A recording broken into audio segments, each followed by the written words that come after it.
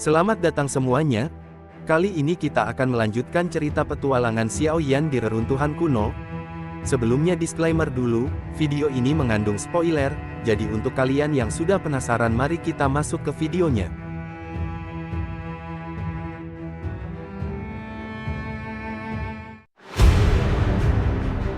Setelah bertemu dengan King Lin, Xiao Yan dan kelompoknya kembali melanjutkan perjalanan mereka di dalam reruntuhan kuno.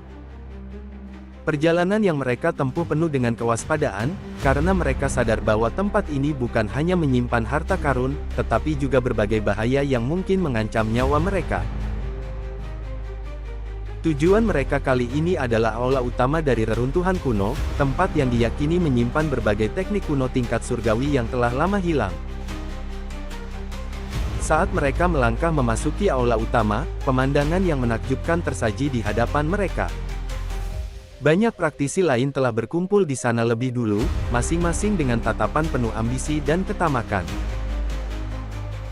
Di tengah ruangan, gulungan-gulungan kuno melayang di udara, mengitari praboneka penjaga boneka kuno dan satu mayat kultivator kuno di tengahnya yang tergeletak tak bernyawa. Aura yang dipancarkan gulungan-gulungan itu begitu kuat, menandakan bahwa isi di dalamnya adalah sisa-sisa harta berharga dari pertempuran yang terjadi di masa lalu. Xiao Yan dan kelompoknya hanya sempat mengamati sejenak sebelum sesuatu yang mengejutkan terjadi. Tiba-tiba, suara langkah-langkah mendekat, membuat para praktisi yang berkumpul di sana menoleh dengan penuh kewaspadaan. Sekelompok orang baru saja tiba di aula utama, dan ketika Xiao Yan melihat siapa yang memimpin mereka, matanya langsung menyipit. Mereka adalah kelompok dari aula jiwa, dipimpin oleh seseorang yang sangat dikenalnya, hantu tua Zai Xing. Zai Xing melangkah maju dengan seringai sinis di wajahnya. "Xiao Yan, ternyata kau masih hidup," katanya dengan suara dingin dan penuh kebencian. Xiao Yan tersenyum tipis, tanpa sedikit pun menunjukkan rasa takut. "Bagaimana mungkin aku mati sebelum dirimu, Pak Tua?" Mata Zai Xing menyipit, amarah terpancar dari tatapannya. "Baiklah, kalau begitu, akan kupastikan ini menjadi hari kematianmu." Tanpa peringatan, Zai Xing langsung melancarkan serangan ke arah Xiao Yan. Namun, pemuda itu sama sekali tidak gentar.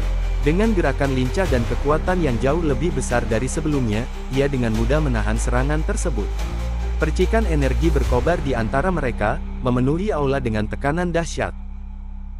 Xiao Yan menatap lawannya dengan senyum mengejek. "Ketika aku masih berada di ranah Douzong saja, aku sudah bisa mematahkan lenganmu. Sekarang aku telah mencapai Douzun. Kau pikir aku masih takut padamu?"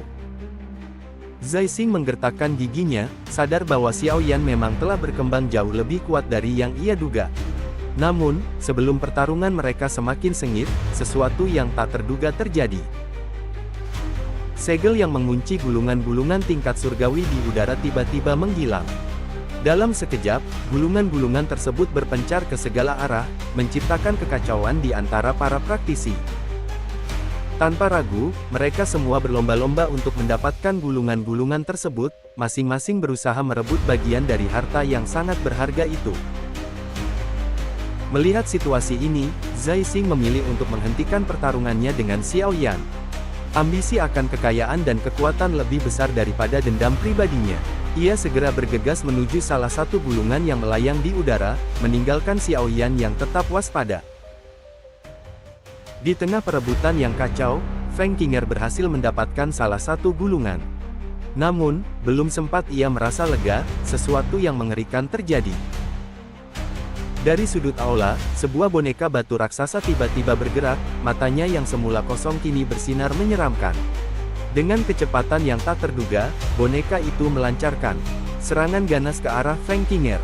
Ternyata, bukan hanya dirinya yang menjadi sasaran. Para praktisi lainnya yang juga berhasil mendapatkan gulungan segera diserang oleh boneka-boneka batu yang mulai bergerak di seluruh aula. Huang Xuan yang menyaksikan kejadian ini mengerutkan keningnya. Ternyata boneka-boneka batu ini bisa hidup. Mereka mulai menyerang begitu ada yang mendapatkan gulungan.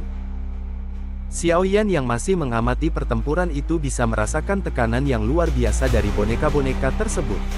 Kuat sekali, boneka-boneka ini tampaknya tak lebih lemah dari ranah Douzun. Di sampingnya, Tian Huo mengangguk, ekspresinya serius. Mereka ini bukan boneka biasa. Mereka sudah lama menghilang dalam sejarah. Ini adalah boneka manusia kuno. Dengan menggunakan metode khusus, jiwa manusia yang sangat kuat disegel ke dalam boneka-boneka ini. Mereka kehilangan akal sehatnya, tetapi kekuatan mereka tetap utuh. Xiao Yan akhirnya berhasil mendapatkan salah satu gulungan, dan seperti yang lainnya, ia juga harus menghadapi boneka penjaga yang menyerangnya. Dengan kekuatannya, ia mampu mengatasinya. Namun, saat memegang gulungan tersebut, nalurinya sebagai seorang alkemis yang memiliki kekuatan jiwa yang luar biasa membuatnya merasakan ada yang aneh. Setelah mengamatinya lebih teliti, ia menyadari sesuatu yang mengejutkan, gulungan ini ternyata palsu. Tepat saat itu, ia melihat ke arah Zai Xing yang ternyata sedang berusaha mengambil sesuatu yang lain. Bukan gulungan, melainkan sebuah mayat kultivator kuno yang sejak awal menarik perhatiannya. Perasaan tidak nyaman muncul dalam diri Xiao Yan. Ia tahu bahwa sesuatu yang berbahaya sedang terjadi. Tanpa membuang waktu, ia segera melesat untuk menghentikan Zai Xing. Namun, sebelum Xiao Yan bisa menghentikannya, mayat kultivator kuno itu tiba-tiba bangkit. Sebuah energi yang luar biasa kuat terpancar darinya, memenuhi seluruh aula dengan tekanan yang hampir tak tertahankan. Mata kosongnya yang semula tak bernyawa kini bersinar dengan aura keemasan yang suram. Zai Xing mengerutkan dahi. Ini adalah seorang doseng. Sisa energi spiritualnya masih bertahan meski tubuhnya telah menjadi kerangka. Kekuatannya memang sudah jauh melemah, hanya kurang dari 1/10 dari masa hidupnya, tetapi bahkan dalam keadaan ini, ia masih sangat kuat. Zai Xing yang mencoba menangkap mayat itu segera merasakan akibatnya. Dalam sekejap, mayat doseng itu mengibaskan tangannya dan melepaskan serangan dahsyat. Zai Xing terlempar jauh ke belakang, tubuhnya menghantam dinding aula dengan keras. Darah segar menyembur dari mulutnya, menandakan luka yang cukup parah. Xiao Yan dan para praktisi lainnya segera menyadari bahaya yang mengancam mereka. Tanpa ragu, mereka bekerja sama untuk menyerang kerangka doseng itu. Namun, meskipun mereka bertindak secara bersamaan, sebagian besar dari mereka lenyap, tak mampu menahan jurus-jurus dahsyat yang dilepaskan oleh makhluk itu. Beruntung bagi Xiao Yan, dengan kekuatannya yang luar biasa, ia berhasil bertahan.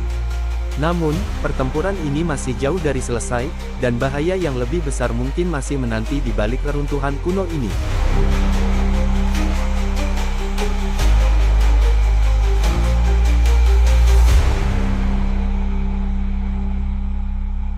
Terima kasih telah menonton, jangan lupa subscribe untuk mengikuti kelanjutan cerita dari kami, terima kasih dan sampai jumpa.